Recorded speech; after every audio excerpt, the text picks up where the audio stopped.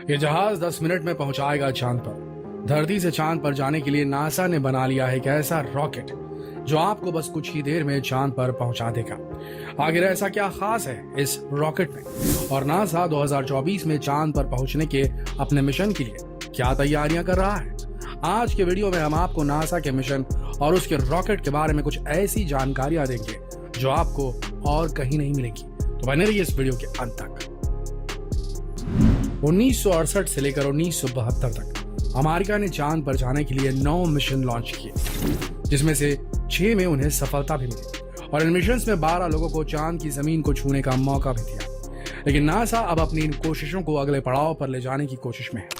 NASA के इस नए मिशन का नाम है आर्टेमिस, और नासा का प्लान इस बार केवल चांद की सतह से छूकर वापस लौटने का नहीं, बल्कि इस बार उनका मिशन है चांद पर जीवन की संभावनाओं को तलाशना। और इनका ये जहाज चांद पर ही नहीं रुकने वाला, बल्कि वो यहाँ से आगे मार्स की ओर बढ़ जाएगा।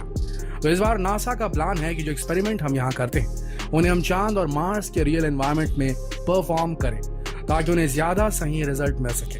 तो चलिए आपको लेकर चलते हैं चांद से लेकर मार्स के इस रोमांचक सफर पर। और जो स्पेसक्राफ्ट एस्ट्रोनॉट्स को स्पेस में लेकर जाएगा उसका नाम है ओरियन। ये नासा का एक बहुत ही एडवांस स्पेसक्राफ्ट है जो एक बार में कई लोगों को स्पेस में ले जाने में सक्षम है। ओरियन में 3 पार्ट्स हैं। पहला, क्रू मॉड्यूल, जहां एक बार में 4 एस्ट्रोनॉट्स एक साथ रह सकते हैं और अपना रिसर्च वर्क कर सकते हैं। दूसरा मॉड्यूल है सर्विस मॉड्यूल, जिसमें क्रू मेंबर्स के लिए लाइफ सपोर्ट सिस्टम और स्पेसक्राफ्ट के इंजन के लिए फ्यूल रिजर्व्स मौजूद है। और तीसरा मॉड्यूल है लॉन्च ऑर्बिट सिस्टम, जिसमें मौजूद इंजन की हेल्प से लॉन्च के वक्त होने वाली किसी भी परेशानी से निपटा जा सकेगा।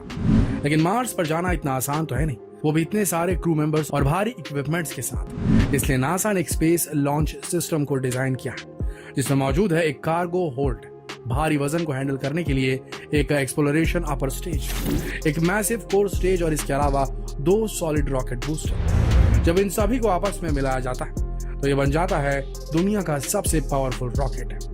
क्या आप तैयार है दुनिया के सबसे पावरफुल रॉकेट में उड़ान भरने के लिए? तो चलिए अब वक्त है इसे लॉन्च पैड पर रखने का।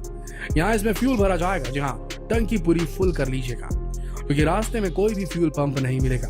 और इस वक्त पूरे रॉकेट का वजन होगा केवल 6 मिलियन पाउंड, और इसमें से 5.2 मिलियन तो केवल फ्यूल ही है। तो है एकदम हल्की सवारी, और जैसे ही फ्यूल में आग लगाई जाती है फिर इसे रोकना मुश्किल ही नहीं बल्कि नामुमकिन हो जाता है।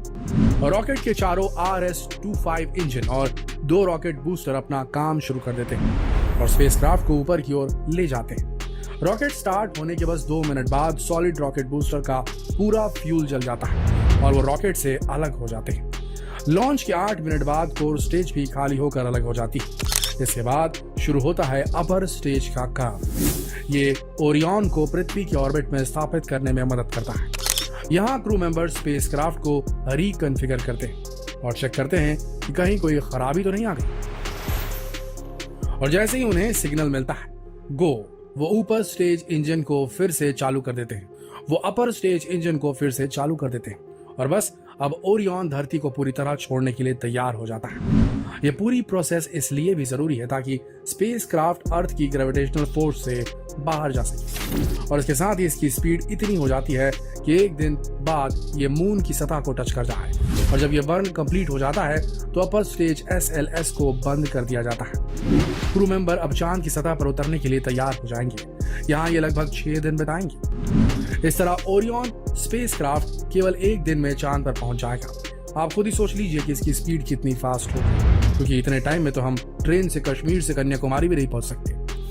आज से 50 साल पहले जब नासा ने चांद पर अपना पहला कदम रखा था, सफल कदम, उस वक्त नील आर्मस्ट्रांग और एडविन एल्ड्रिन ने अपोलो रॉकेट से उड़ान भरी थी। तब उन्हें चांद की सतह तक पहुंचने में 3 दिन का समय लगा था। इसके अलावा अपोलो में इतनी एडवांस टेक्नोलॉजी भी नहीं थी, जबकि आर्टेमिस को पूरी तरह प्री प्लानिंग के साथ तैयार किया गया। इस मिशन से जुड़े सभी कमर्शियल और इंटरनेशनल पार्टनर इस मिशन की सफलता को लेकर पूरी तरह आश्वस्त हैं। इस मिशन में शामिल है रोवर, साइंस एक्सपेरिमेंट और चांद की सतह पर ह्यूमन रेटेड सिस्टम की सफल जांच। इस मिशन के कुछ अहम एम्स हैं, गोल्स हैं, जिसमें पहला है रोवर का चांद की सरफेस पर एक्सप्लोरेशन के लिए निकलना, साइंस एक्सपेरिमेंट और चांद की सतह पर ह्यूमन रेटेड सिस्टम की सफल जांच करना। इतना ही नहीं, इसमें शामिल है चांद के ऑर्बिट में एक लूनर स्टेशन को स्थापित करना, जिसे गेटवे कहा जाएगा।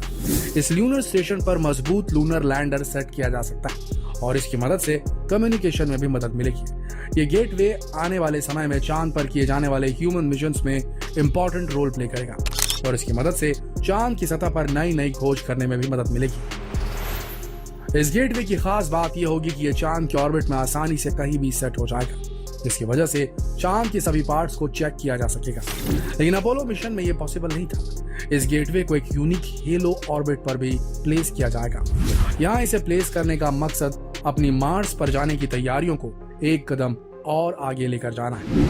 एक तरह से हम इसे युद्ध के पहले वाला अभ्यास भी कह सकते हैं। और गेटवे अर्थ और उसके आसपास मौजूद सभी ग्रहों और उपग्रहों पर नजर रखने का एक आसान मीडियम भी बन जाएगा। जब स्पेसक्राफ्ट का क्रू वापस लौट कर आएगा तो गेटवे के साथ डॉक करने के लिए उन्हें स्टेशन के साथ एक ऑर्बिट में होना पड़ेगा और इसके बाद जिन सदस्यों को लूनर लैंडर में जाना है वो अलग हो जाएंगे और जिनको गेटवे पर रुकने का काम सौंपा गया वो वही रह जाएंगे। अब बात करते हैं लूनर लैंडर सिस्टम की। इसे भी 3 स्टेप्स में पूरा किया जाएगा। पहले स्टेप में लूनर लैंडर गेटवे के हेलो ऑर्बिट से निकलकर चांद के निचले ऑर्बिट में पहुंचेगा।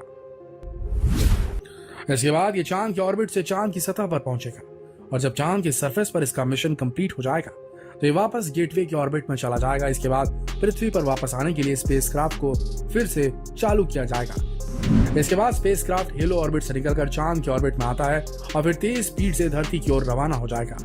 जब स्पेसक्राफ्ट की यात्रा अपने अंतिम पड़ाव पर आती है तब सर्विस मॉड्यूल को रिलीज कर दिया जाता है। यह अर्थ के एटमॉस्फेयर में एंटर करते वक्त crew module heat insulating shield की तरह काम करता है और स्पेसक्राफ्ट 25,000 मील प्रति घंटे की स्पीड से अर्थ के एटमॉस्फेयर में एंटर करता है। जब ओरियन इतनी तेज स्पीड से आगे बढ़ रहा होता है तब हवा से होने वाले फ्रिक्शन की वजह से उसकी स्पीड कम होती जाती है। इस वक्त ओरियन को लगभग 50,000 डिग्री का टेम्परेचर सहन करना पड़ता है, लेकिन पृथ्वी के पास आते आते ओरियन की स्पीड 300 मील प्रति घंटा हो जाती है और इसके बाद इसकी स्पीड को कंट्रोल करने के लिए और सेफ लैंडिंग के लिए खास तरह से डिजाइन पैराशूट को खोल दिया जाता है। लैंडिंग करते वक्त इसकी स्पीड केवल 20 मील प्रति घंटे की रह जाती है और हर बार एक सेफ लैंडिंग के साथ ही नासा अपने मिशन में एक कदम आगे बढ़ जाता है और मिशन के सफल होने की खुशी मनाने के साथ ही फौरन दूसरे मिशन की तैयारी में जुट जाता है। दोस्तों, धरती से चांद तक का ये रोमांचक सफर अब और ज्यादा तेज, अब और ज्यादा फास्ट और ज्यादा रोमांचक हो चला है।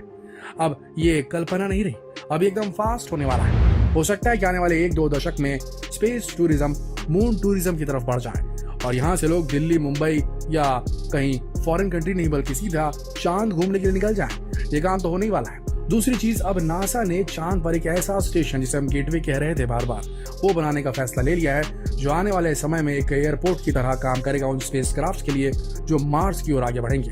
तो एक बहुत बड़ा कदम है, एक बहुत बड़ा अचीवमेंट है मानव प्रजाति के लिए। तो जितना हो सके इसे सराहना कीजिए और शेयर कीजिए इस वीडियो को फेसबुक पर, व्हाट्सएप पर, यूट्यूब पर, ताकि बाकी लोगों तक भी ये जानकारी पहुंच सके। फिर मिलेंगे एक और दिलचस्प कहानी, एक और दिलचस्प किस्से के साथ। तब तक के लिए आप सबका इस वीडियो के अंत तक बने रहने के लिए दिल से धन्यवाद।